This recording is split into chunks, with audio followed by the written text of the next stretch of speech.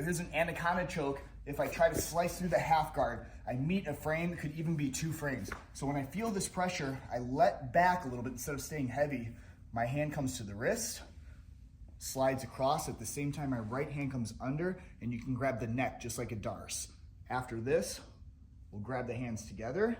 I'll place my left shoulder, elbow, shoulder down on the mat, come over. Try to stay on your side the best you can, and then immediately my far leg can come over. If his elbow opens up like this to counter, I'm gonna meet the elbow, crush down. Now from this pinched position, try not to let the hands go. I'm gonna open my hands, slide my left hand to my bicep, right hand can meet up to his ribs. We can get a test squeeze here. Otherwise, we start walking, hooking a leg if you can, it may be the bottom leg first, squeezing. If that doesn't work, you may have to get the top leg, and I can even come up, reach over, crunch, and choke. Okay, so one more time from a slightly different angle. Came in with the knee slice. I was stopped by 1 or 2 frames. Grabbing the wrist, you can grab under or over, it just depends on how his arms are falling. He may even have like a hand on the delt like this with the whole forearm in your throat. Grabbing. As I pull, slide this in at the exact same time. So instead of doing a 1, 2, it all happens at the same time. I give him lots of weight. I grab, I get my weight off, blade my body, make the smooth grab. Elbow and head go here, elbow, head. I turn, try to stay on your side instead of go to your back. From this position, his arm did stay here, so I may go right to this rear naked looking grip, but if the elbow opens up, this leg can swing out. Try not to go at the wrist, go right to the elbow.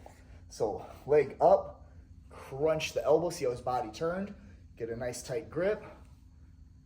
Finish with that rear naked. Again, you may squeeze and get the tap here, or more may have to walk, crunching his head, catching one of the legs as you pinch.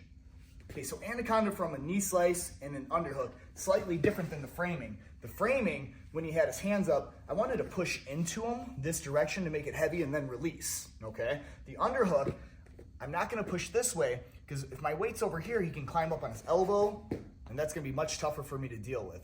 Instead, when I feel that underhook slide under, I collapse my elbow, and I get heavy on that underhook for just a second. Then I'm gonna reach over, my second hand's gonna connect, elbow, head and shoulder touch, and here I am. From this position, remember I'm pinching both elbows, so this arm does drop down against his head. Now, if for some reason his elbow starts lifting, remember we're always ready for the second leg. As I pinch my elbow, if it's not enough, the second leg comes in to draw some more power in there. And then as I do that, I ratchet my right hand to my left and pull over for a deeper bite. From here, remember, try not to do this type of motion. Hands stay close like a butterfly. Slides to my bicep here. This hand goes to the back. And then I'm walking in to finish and squeeze. Okay, so second angle, I come in, I knee slice, the underhooks. I don't want to lift my weight off or push it back, because if he gets on his elbow like this is going to create a whole host of other problems I don't want to deal with. So as soon as I slide in, when you've pushed the knees, whatever your entry is, and I feel that, I want to get heavy. I position my body over here, and at the same time, my left hand's gonna follow. You can cup the chin, or as you go over, you can just connect both hands, elbow, head, hips come over, and then I immediately throw my leg over. Sometimes this leg, if the elbow opens up, you can just push down, you can bend your knee and crunch in, whatever works for you, as long as we meet that elbow to crunch in. From here, you can use your right hand to help ratchet and get an even deeper bite on this Anaconda choke to finish.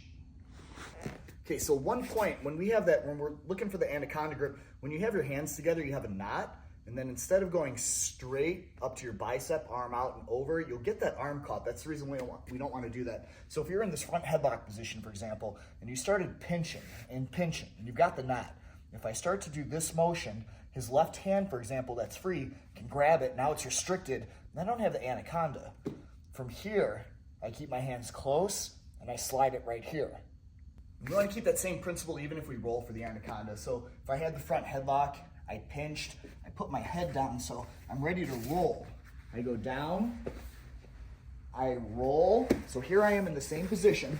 I've got the Anaconda all set up, ready to go. I just need to get this final grip. If I'm here and I still make the same mistake, that free hand grips it, and he may just get out of this whole position because I did this mistake. So instead, bring your palms towards you like you're reading a book, slide in, you've got your bicep, this hand can go to the ribs, and then you can walk and do your finish. So it's really important that from this knot position, you're doing it like this, as opposed to threading it through. And this goes for even a rear naked choke.